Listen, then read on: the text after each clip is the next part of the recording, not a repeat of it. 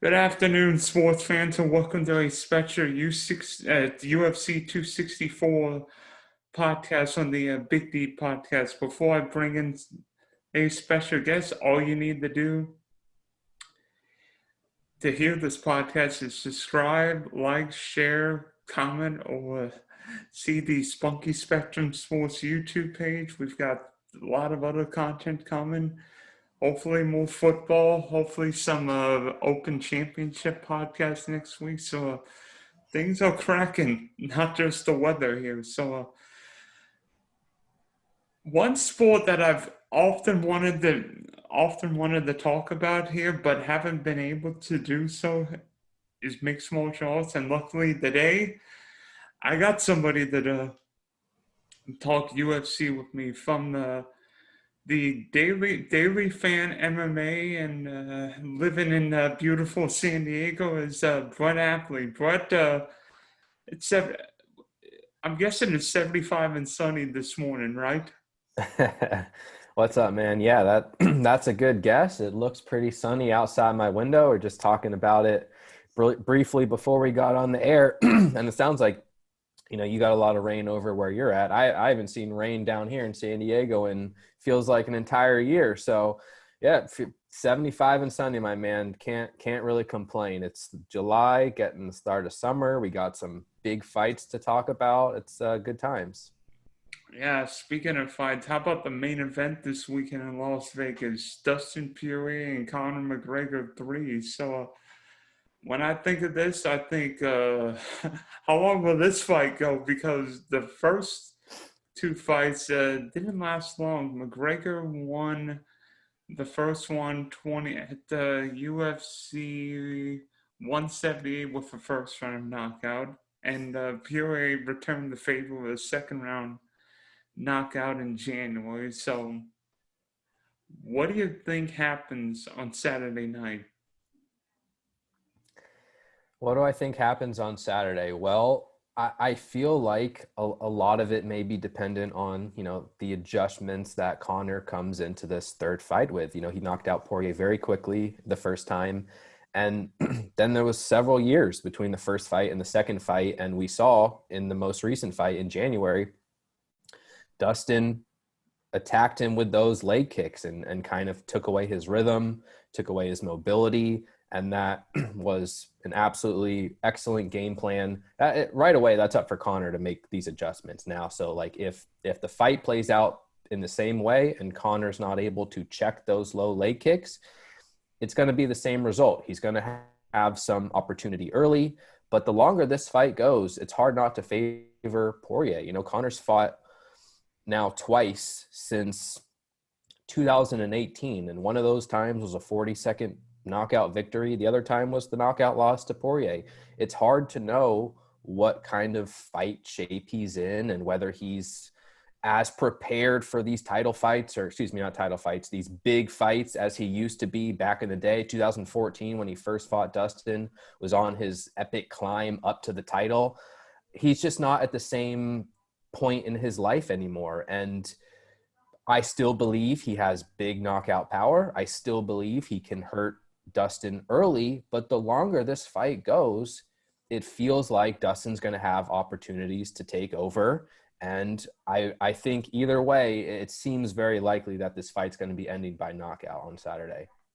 Yeah, when I've watched McGregor, particularly the last few fights, it seems like his gas tank is great in round one, and then if you get him past round one, he's not the same fighter.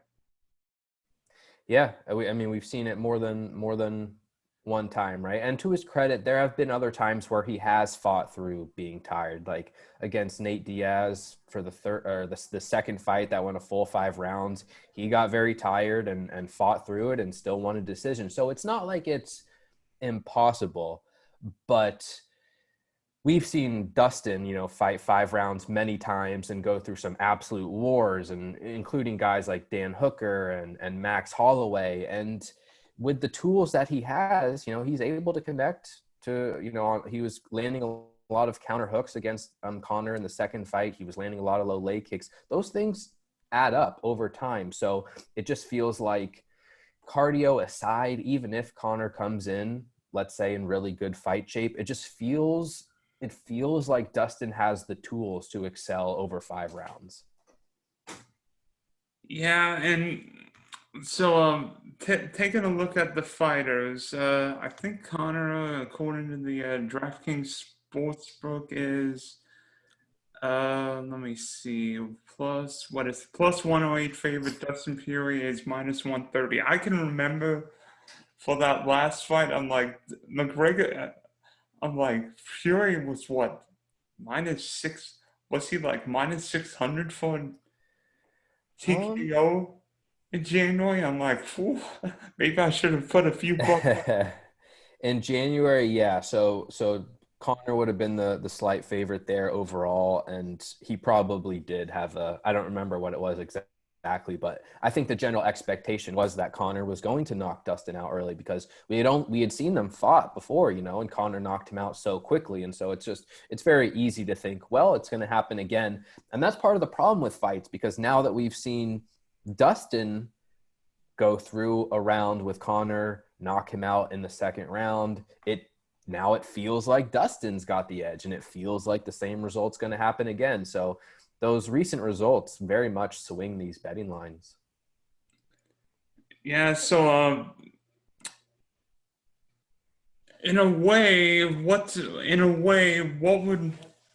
what would be the way you would attack this fight from a betting standpoint? I mean, obviously, I would think the knockout potential is high, but if you look at it from a McGregor standpoint, you look at it early, but Poirier, I would think late. Yeah, I think that makes sense. I mean, I think there's a lot of different things that you could do. If I was going to bet on Connor, I mean, he's already plus, what do we say, plus 108 on DraftKings Sportsbook. If you like him, I mean, he is the underdog. So taking him to win straight up doesn't seem like that, big of a risk to take. However, it does really, to me, it does feel like if Connor wins this fight, it's probably by knockout. I mean, and it probably is early. And I see him at around plus 170 to win inside the distance on certain sites.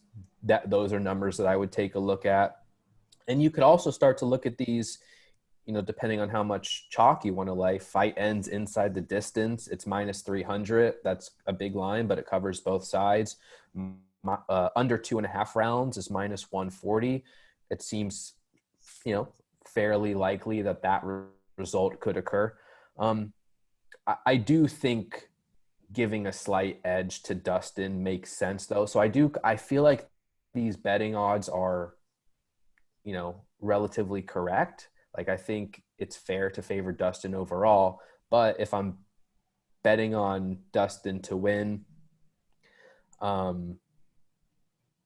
yeah, honestly, if I was betting on Dustin to win, I might just take his money line because he's a slight favorite, minus 130. He could win this fight by decision, even if Connor slows down and Dustin's just more capable in the latter rounds. That's not impossible. He could win this fight by second round knockout. He could win this fight by fourth round knockout. He could win this fight by submission. I feel like there's a lot more avenues and a lot more ways that Dustin could win the fight, which makes it tricky from a betting standpoint. Whereas Connor, to me, it really does feel like a knockout is his best bet, and probably an early knockout.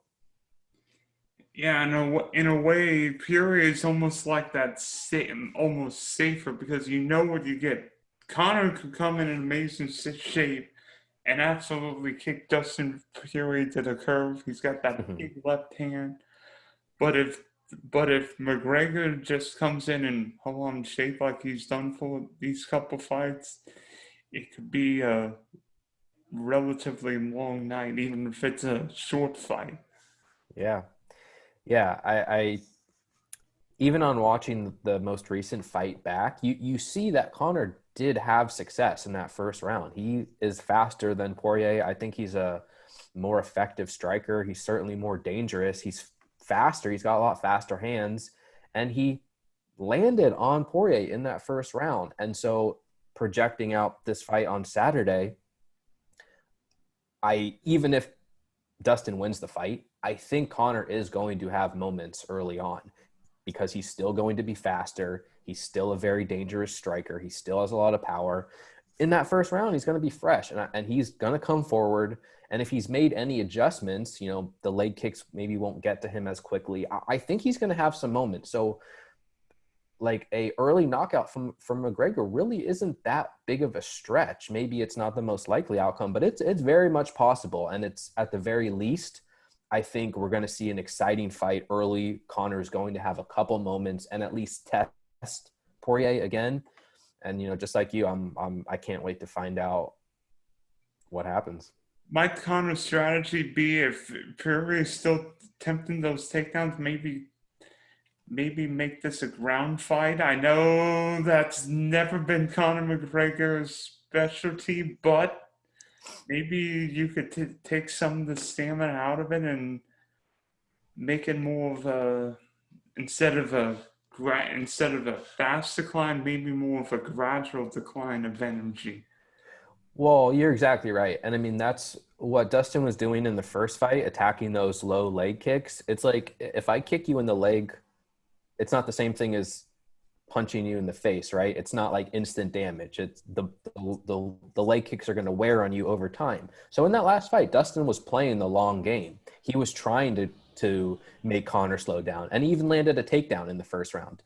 To Conor's credit, I think Conor is a vastly underrated wrestler. I think he's a very good wrestler and a very good grappler. And if I don't think Conor is going to lose this fight because Dustin is just so much better on the ground than him, but he could lose this fight because Dustin, exactly like you said, makes him grapple, makes him defend takedowns, makes him get up from his back, and that could tire him out. And that's all that Dustin really cares about. He knows he has to get past the first round. And so it's like, even if he goes out there, lands a takedown, and Conor just gets right back up, that's still a win for Dustin because it's going to use some of Conor's energy. And the more he can do that, the more likely it is that Conor fades down the stretch. Yeah, so can't wait to see that. So now we switch from the main event to a title fight between Gilbert Burns and Stephen Thompson. So what do you think happens in the, I can't believe I'm calling it a title fight, the co-main event of the evening? Well, so I don't think it actually is a title fight, but it's I think it is. It's like welterweight or well, it's welterweight, but Kamaru Usman is still the champion there. However, it's very likely that, especially if Thompson wins, because Burns is coming off that knockout loss to Usman. If Thompson wins, he it is, should. yeah, it's. I don't think it is. Let me see. Let me see. He should be getting the next title fight. I think it's just middleweight. Yeah, no title fights here. Yeah.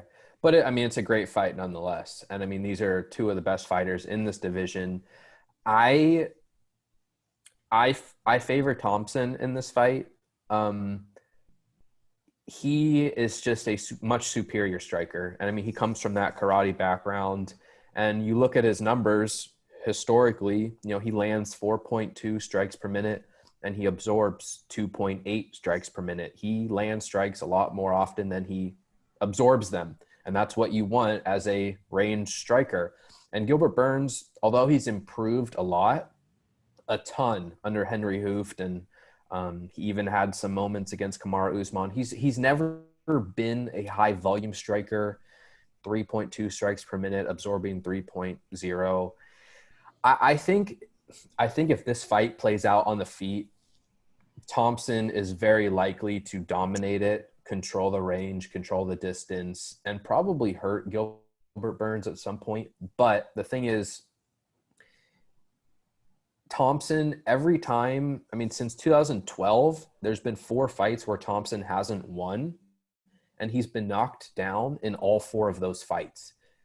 And he hasn't always been knocked out, but that is a concern, and that's always going to be my concern with Thompson, because even fighters like Anthony Pettis, who I don't consider to have a ton of knockout power, put him down, put him out cold. So Burns is nowhere near as technical as Thompson, and I do not think Burns is really capable of beating Thompson over 3 rounds.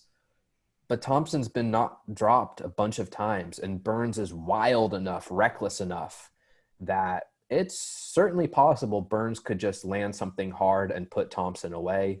He also is a phenom grappler. That's obviously his biggest strength, Gilbert Burns, submission grappling.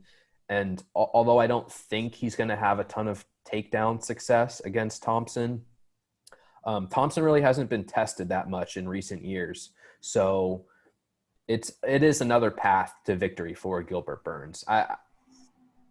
But ultimately, I think it's fair to favor Thompson and favor him potentially even moderately, because if this fight plays out on the feet, Thompson is just much superior. He's going to land more strikes.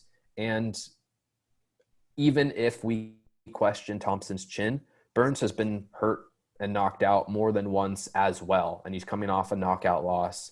So I think there's a pretty decent chance that someone gets hurt here, to be honest. Yeah, speaking of Thompson, he's only fought, 3 times in the past couple of years. Twice in 2019 and once last year. So Yeah. could that lack of sharpness hurt Thompson early, especially if Burns is doing a good job, maybe grappling, and maybe not a standing fight, but just one when neither guy can get the upper hand on the feet. It's possible, but I don't think it's like super likely, because we saw him in December of 2020 against Jeff Neal, and I thought he looked phenomenal. And he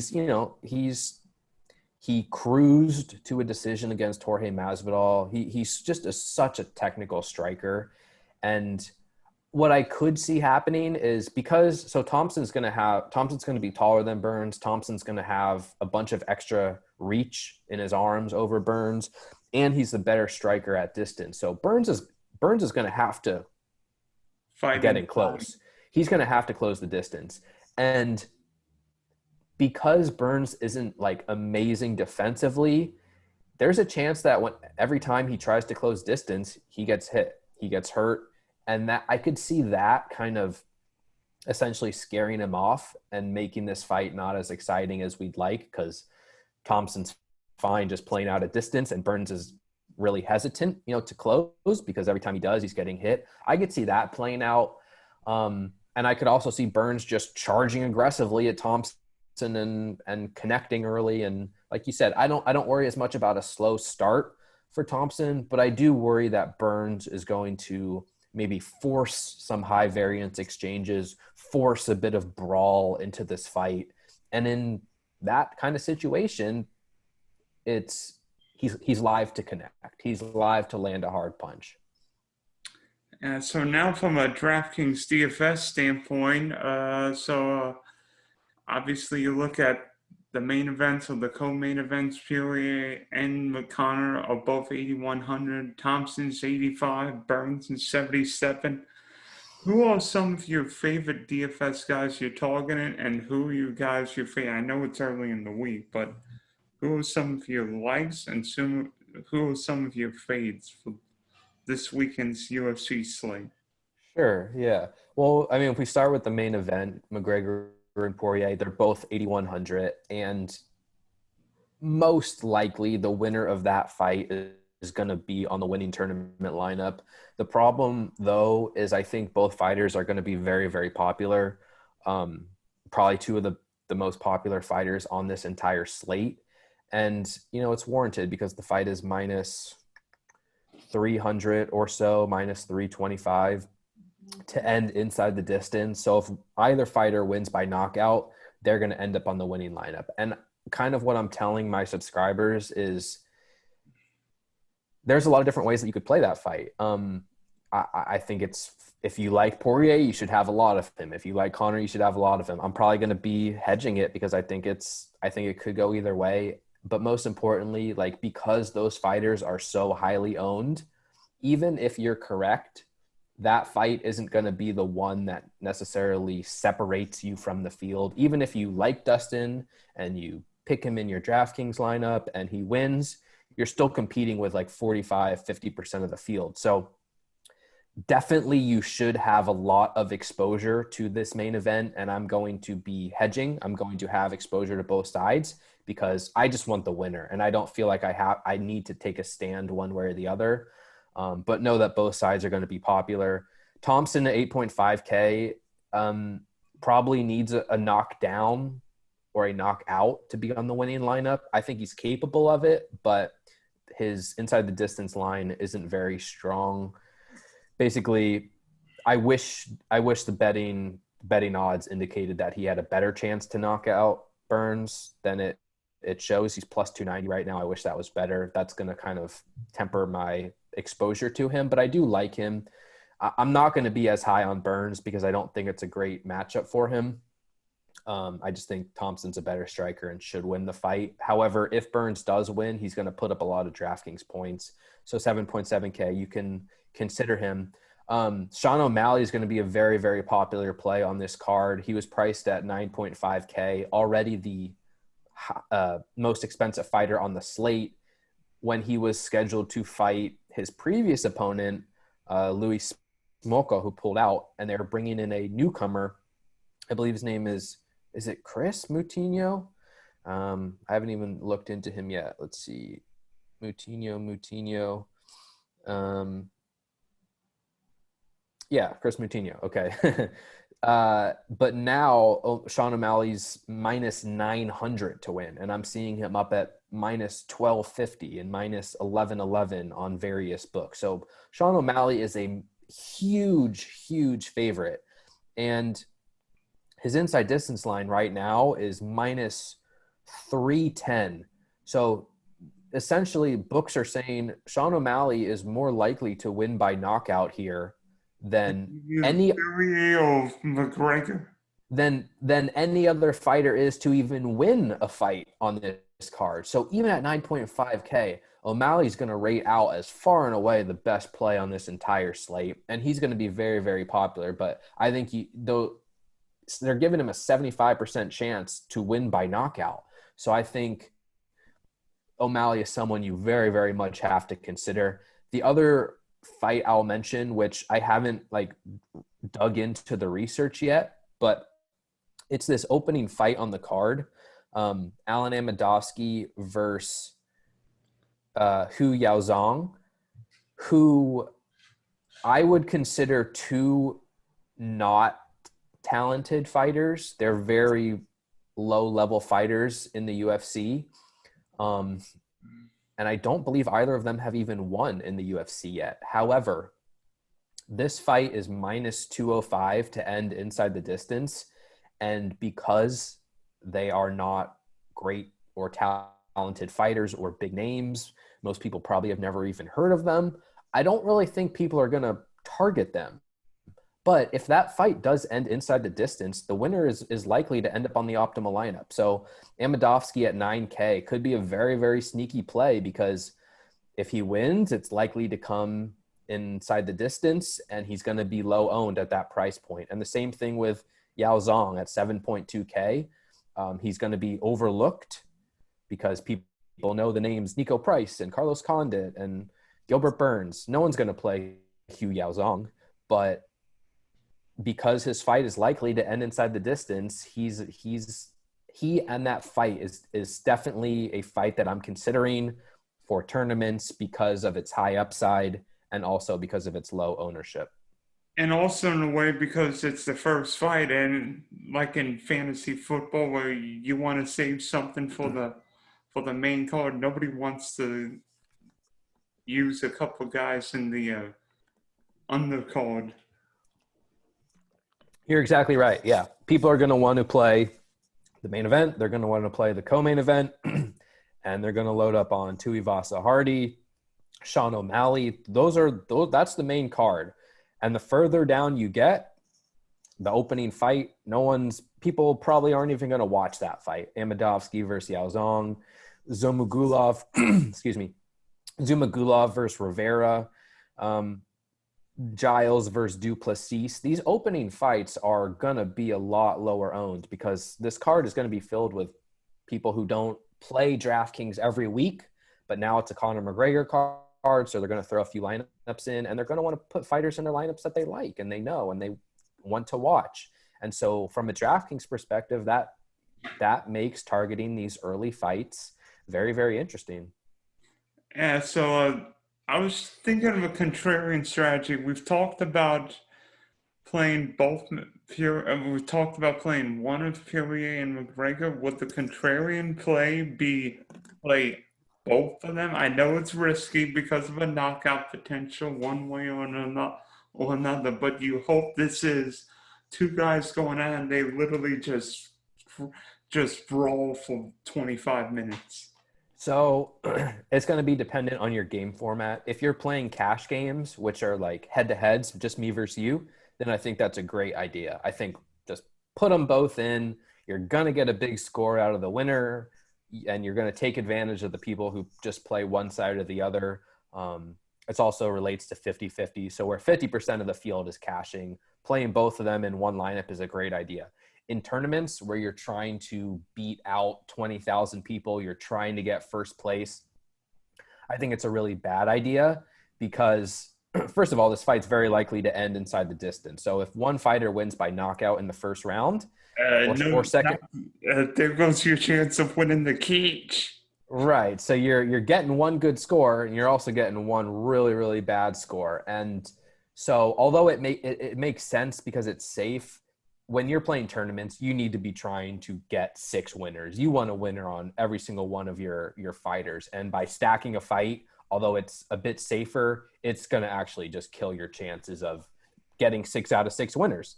And so I would definitely not recommend playing both fighters in the same tournament lineup.